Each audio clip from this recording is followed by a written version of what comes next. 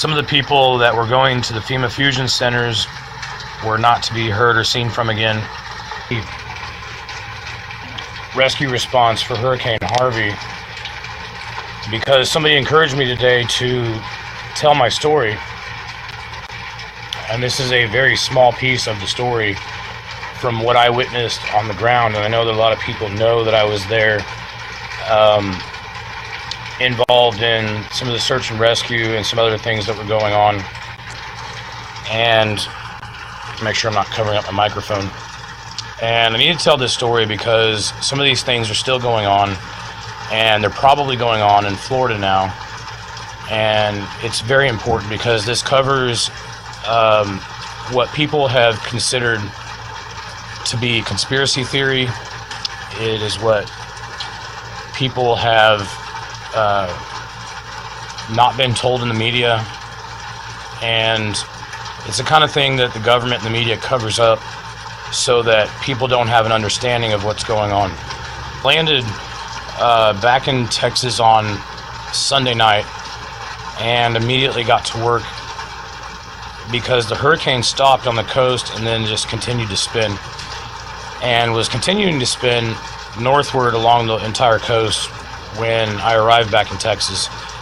And so within 24 hours of getting home, I got sleep. I obtained a boat, a truck, gas money, funding, and within 24 hours I was on the road heading from Dallas to Houston.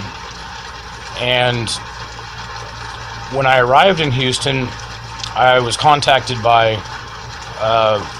one of my militia brothers out of Texas, and where some of the guys were set up.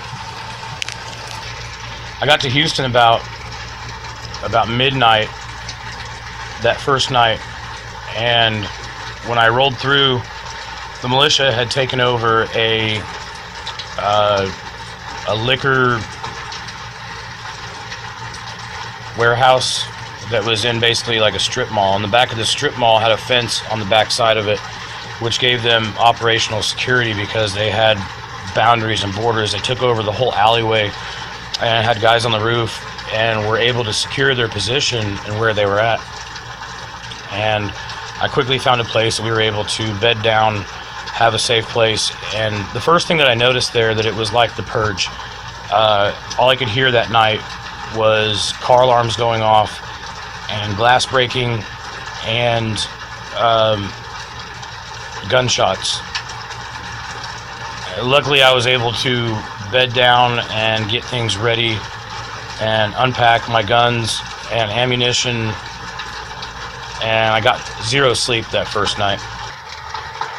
We made our way down to Katy, Texas, and when we got there, we were stopped because they had finally blocked the roads down, and we were just off of I-10 where they had FEMA, National Guard, DEA, FBI, Secret Service. They had emergency management from Oklahoma, Texas, Louisiana, and others there. And it was a big clusterfuck of everybody sticking their thumbs up each other's asses because they were just running around like drop, not doing anything but stroking each other, because that was happening down there. I think it's still happening down there. Some of the homeless people were freaked out. Thomas Jefferson High School in Port Arthur had a lot of people evacuated by plane, and there was at least 1,500 that were left behind that refused to get on the FEMA planes because they said that they were not making their destinations. They were not showing up in certain areas. And those people, I don't know where they were going. The 1,500 that were there, we sent a security force over to, because they almost started rioting at the Thomas Jefferson High School in Port Arthur because of the way they were being treated. And again, I'm going to tell people, we've talked about this for years, for fucking years. We talked about this. Don't go to the FEMA centers. This shit's very real. I just experienced it firsthand, and I've come home to decompress over these issues. 11 p.m. was scheduled to be the release of the blowing of the dam, And at least 3 of the rescuers that I talked to said that the dam had started to fail, and there was a moon-shaped spot in the top of it where water had been coming over and been washing part of the dam away.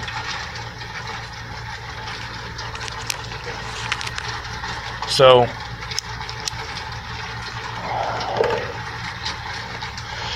people were saved. We rallied back at the Crossing Church, where they basically wrapped everything up for today, and they told the stories of what had been happening. At least one boat had been in another neighborhood and pulled out at least 100 people themselves from that area.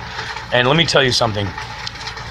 These stories that you're seeing on CNN and Fox News and stuff about government officials going out on boats and pulling people in and rescuing them were designed as propaganda to let you know that the government was taking care of you, when in all actuality they were not doing evacuations. They were locking down the highways, they were locking down these neighborhoods, and they were going to flood these people in their homes.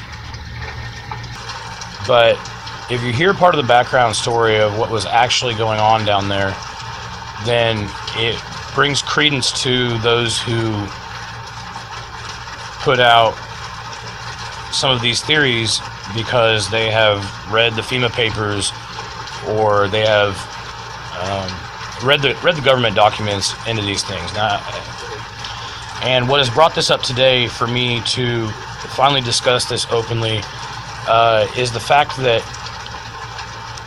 FEMA is trying to put their prison ships out at Port Arthur, Texas, to give a place for people to live because their homes have been destroyed or whatever. I later found out that even though we were stopped at this FEMA resource center and this government makeshift resource center at the mall, and let me tell you, and you'll get part of this out of my story, that they do use malls, they do use Walmarts, they do use these other places to set up FEMA and to create FEMA centers in these natural disasters. I saw it firsthand. Some of the people that were going to the FEMA fusion centers were not to be heard or seen from again. I got the rundown from the militia that night about other things that were going on, and I couldn't talk about it at the time because of operational security. But now I'm in the Ozark Mountains. I'm back in Missouri for a minute, and I'm in a little better place to actually be able to tell this story. I do have some pictures and some videos to verify some of the things that I'm talking about, or the fact that I was even there. For the most part, I didn't get to videotape a lot of the things that I wanted to because of security at the time, and because of on Facebook and social media, I was talking about supplies and helping out people, but the very reality of the fact was I was using those boats and I was using those people and those supplies to make sure that armed militia were going in. And I believe wholeheartedly that we stopped a gun confiscation, and we stopped them from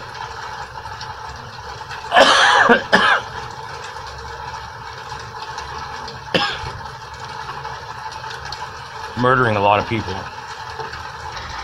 And the only reason why Hurricane Harvey was not Katrina was because of the Cajun Navy, the Texas Navy, and the response from Texans on their own soil that was saving tens of thousands of lives that I witnessed firsthand, while the government was locking down roads and barricading people from being able to help. Within 24 hours, I had more than $50,000 to $100,000 worth of supplies showing up on trucks, along with over 100 armed men and women and medics and corpsmen and people who are not your bullshit militia spouting keyboard warriors that you see on the internet all the time. These are guys who are hardcore motherfuckers that were ready to go in to these little towns and these neighborhoods where they were not doing evacuations, that they were flooding and preparing. FEMA and other people were flooding these small towns without doing evacuations and didn't care if people were dying. See, when you have something like a disaster happen, like a hurricane, and many of us have talked about shit hit the fan, in our YouTube videos for many years and about preparedness. And it's very important to know that within the first couple days of one of these disasters, that money doesn't matter anymore. What does matter, water, food, ammunition, guns, and the things that you're going to need for survival. By the time I was told that we needed to disarm, I had at least 40 people there armed. AKs, ARs, sidearms, and I started putting a plan together, and I'll just put it this way. I called Murdoch Pisgatti, the president of my organization, on the last day, which I'm going to get to this in a minute, and I told him, I've been busted, and I got to tell you what I was doing, because it might come back on you, because you're the one sending me aid down here. But I was not just trying to put boats in the water. I was not just trying to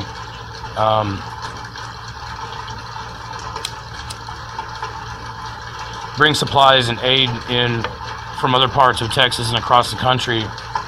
What I was doing is I was using the old tactic that we see the government using, and saying that we were doing humanitarian aid runs.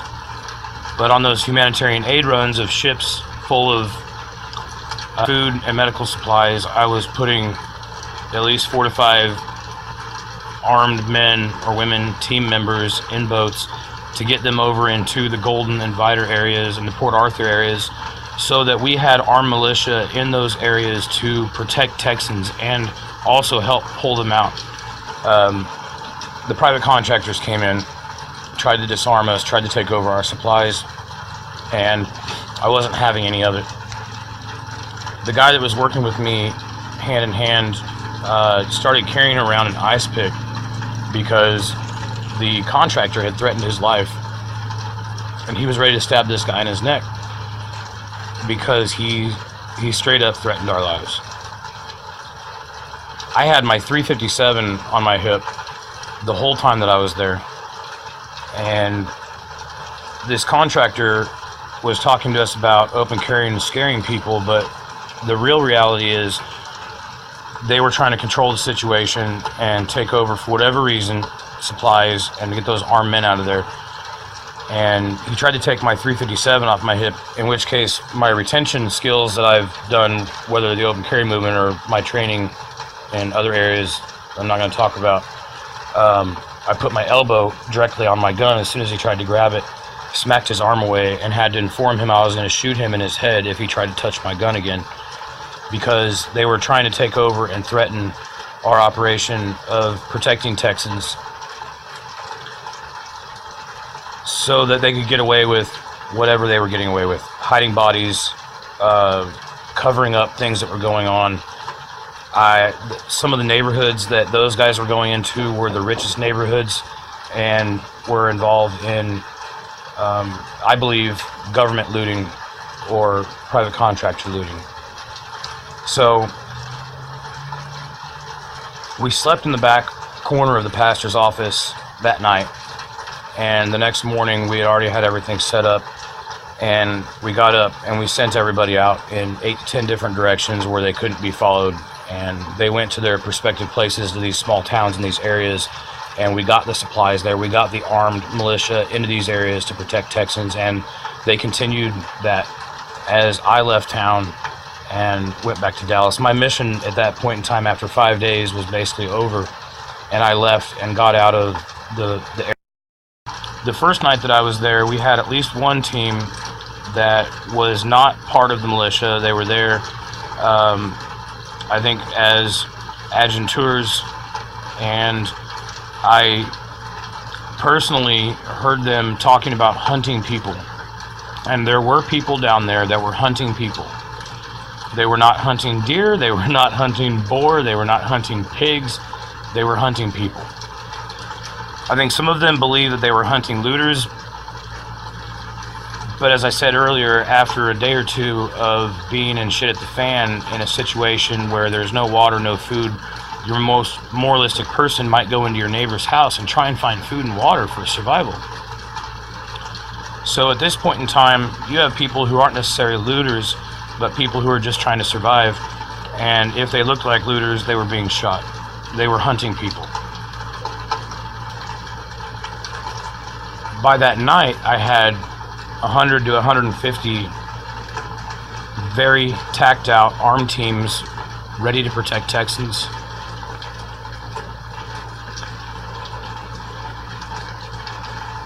Ready to go into these small towns and these neighborhoods and make sure that people were not getting locked in, make sure they were getting aid coming into them, and making sure that the government was not allowing people to be killed, whether it was by the release of these dams and the flooding for a second time, not from the hurricane, but they were flooding these areas for a second time. And my security guy informed me that what they were doing was basically flushing the toilet on Port Arthur, and the bodies that they had seen from the hurricane, whether they were full of bullet holes or whether they were just flood victims, were not there during the second flooding. They had not been collected, they were being washed out to sea.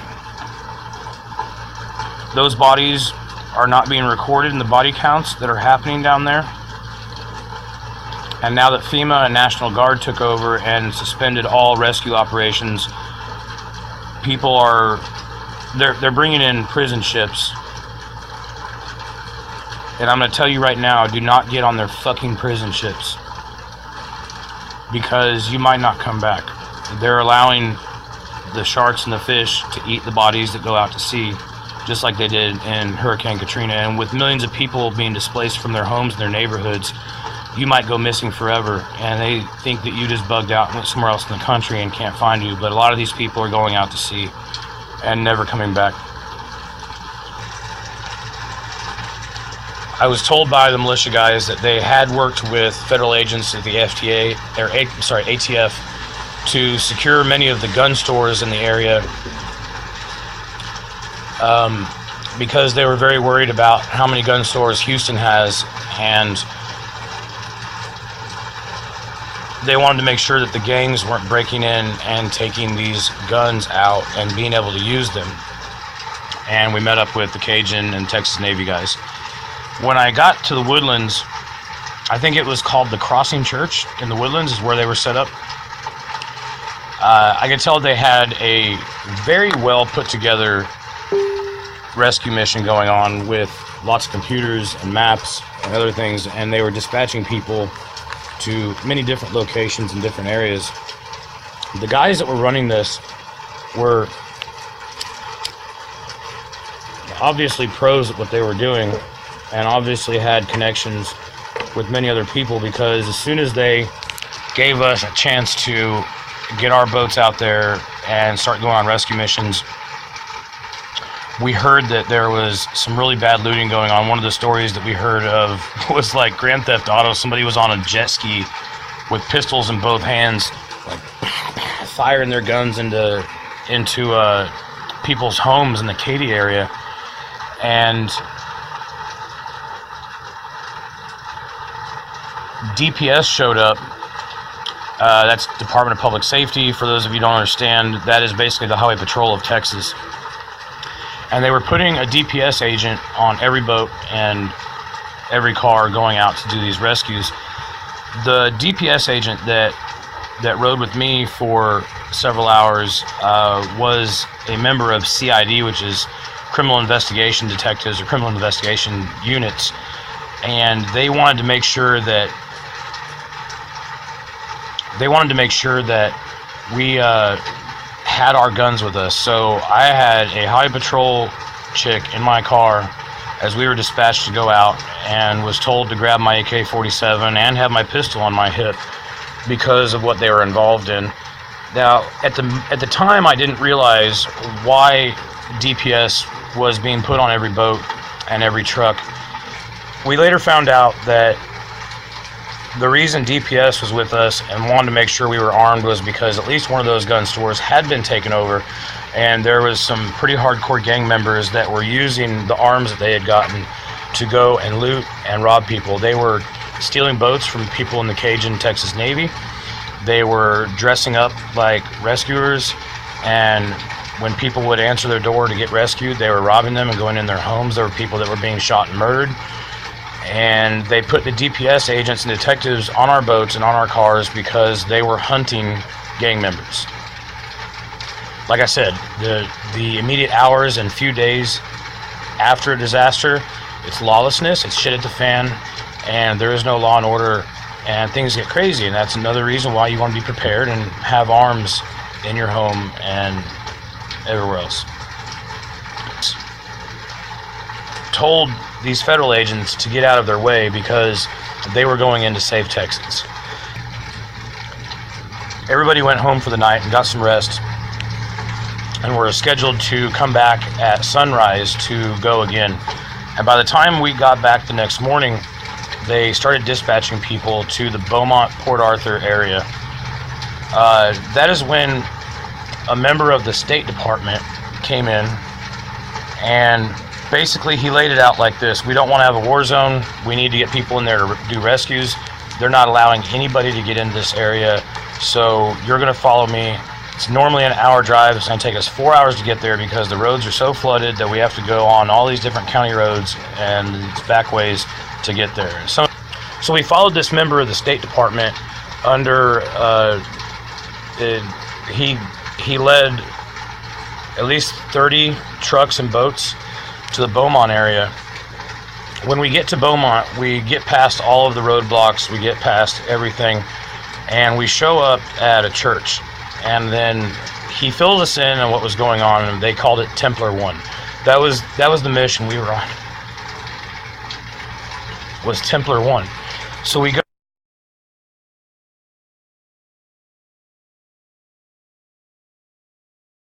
go from there, and the pastor prays over us, and we go out from that spot. And we head over to the local Walmart and Academy store where they were setting up the FEMA Fusion Center and makeshift hospital, and they had a helipad there to be able to do rescues and stuff. So they were using the Walmart stores, and they were using the parking lots there and stuff.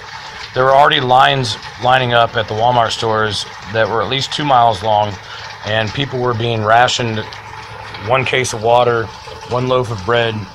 It was very socialistically done. This is how FEMA works things. They don't always give people what they need. They just give them little pieces here and there. And it's done in a systematically government-controlled socialistic way. And basically there was bread lines forming, and that's exactly what was happening there at that FEMA center. We rallied there and met up with some other first responders, where we finally took another convoy down into the downtown Beaumont area on a very crazy ride, where we had people on the highway trying to break up our convoy and trying to wreck into our cars, and we're pulling boats. Like, this is not the best thing for us to be involved in, with people trying to run us off the road while we're in a convoy. But there was obviously people that were trying to break up the convoy. I was able to keep it close to the head of the line of the civilians that were involved in this operation and bringing boats in because they didn't have the resources to do what they needed to do. It was such a wide destruction area. We get into downtown Beaumont, and we station in this big parking lot in the middle of downtown, and this is where the State Department official rallied us all together, and he said, "I'm not here. I was never here. I never got you guys in here. But now you're on your own, and here's the scenario. They're getting ready to release the dam here, and within the next hour, you're going to be under 4 foot of water. Find high ground, you're on your own." They left us there to die. They left us there to drown. They didn't give any more information than that. And a bunch of the people in our crews, including police and veterans, are the ones that lost their minds because they didn't have direction and they didn't have anybody give them confirmation on what they were supposed to do, and so they started freaking out. So we started setting up shop. Half the veterans and police freaked out and decided they wanted to go to the local Holiday Inn so they'd have beds and showers and stuff. And The other half of us stayed at the church and started putting together basically our own fusion center. And this fusion center that we put together in 48 hours, we put together a small medic hospital. We had nurses, militia, and other people there. And we were not taking in refugees. This was only for search and rescue. And I immediately started using my resources with Don't Comply and the Open Carry movement and militia and other people that I know across the board to start bringing in supplies. What I was not telling people on social media was the fact that we were also warned by these guys that they were getting ready to do gun confiscations on the Texas coast in Beaumont and Port Arthur. They had already been having lots of looting and lots of they were having gunfights. There were people being murdered. Our guys started bringing in reports of lots of bodies being in the water, and the body count that's being talked about in Texas is not in the 60s. It's probably more like in the thousands, because they didn't recover any of these bodies before they released the water from the dam. So what happened was, when they released the water from the dam, those bodies were being washed out to sea. And my security advisor that was there as I was putting together our own militia fusion center was giving me reports back from their boats and from the people that were in the water of bodies that they were seeing with bullet holes in them. They would simply tag these bodies around their ankle or around their wrist and leave them in the water, because when you're in search and rescue, it's a biohazard to bring a dead body onto your boat, and you basically GPS mark where they're at, and later on they can be recovered after the flooding, because we were there to pull out live bodies out of the water and out of these neighborhoods. But what I was told by local officials and by the State Department official that was there with us was that they were going to be doing gun confiscations because of the violence that had been happening in that area. And I think we all know from Katrina and other things that gun confiscations not only is not going to fucking happen in Texas, it's not going to happen again because of life safety, because of life safety. By the next morning, I had trucks and militia rolling in. So now we're going into the 4th or 5th day that I was down there. I was only sleeping about an hour a night, just enough to not be in sleep deprivation and being able to keep my mind sane. And by the afternoon, I had probably about 75 armed men and women, not including the ones that were already out in the water doing rescues, and was continuing to make the call for supplies.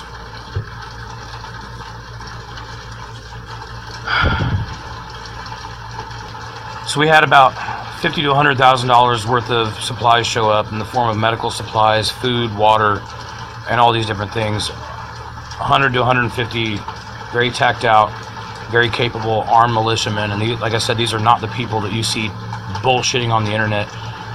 These are actual 3%ers that showed up and were about it and ready to go. About 3 o'clock in the morning on the last night that I was there, private contractors showed up, and they were very angry about some of the things that were going on. They demanded that I hand over those supplies, and I dispersed my men and women that were there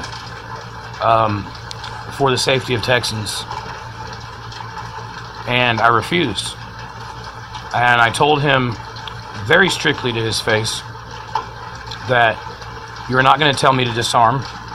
I've been a part of the Open Carry movement. I was PR director of a very large organization, and if he was going to threaten me in that manner, I would make a very quick phone call and make sure that 1,000 armed people showed up and were ready to continue the job that we were doing. So I started making a call out for supplies. My call out for supplies was not just for supplies, and the people that I'm involved with understand that I needed armed men there.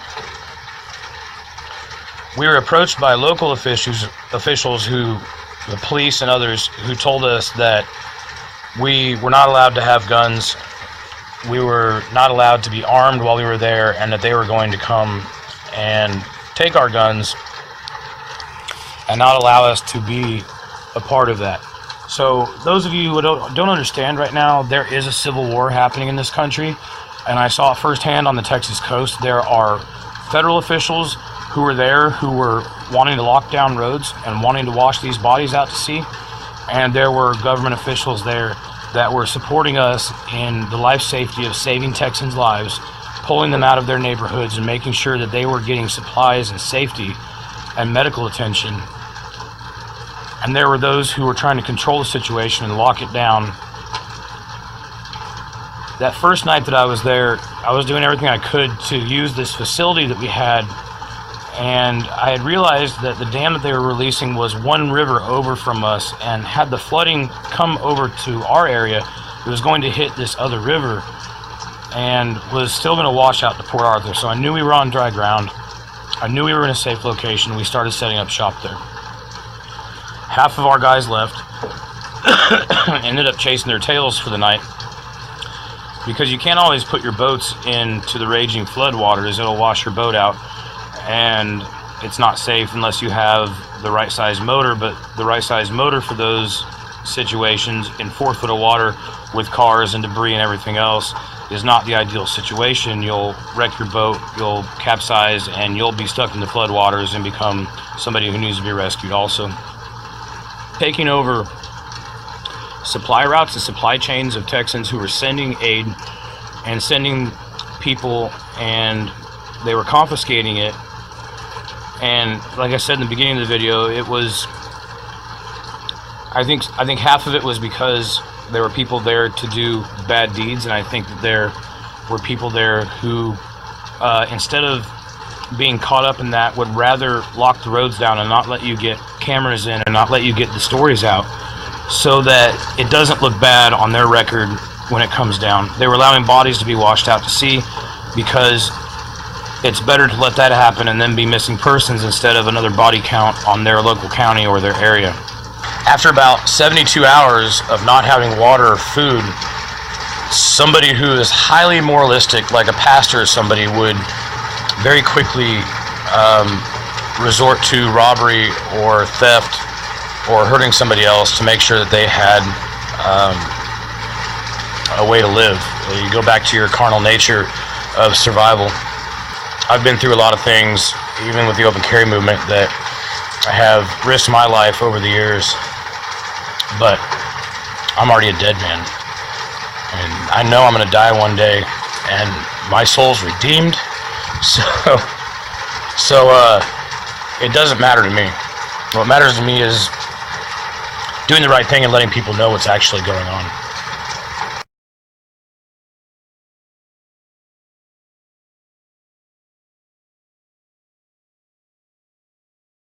You're all going to die down here.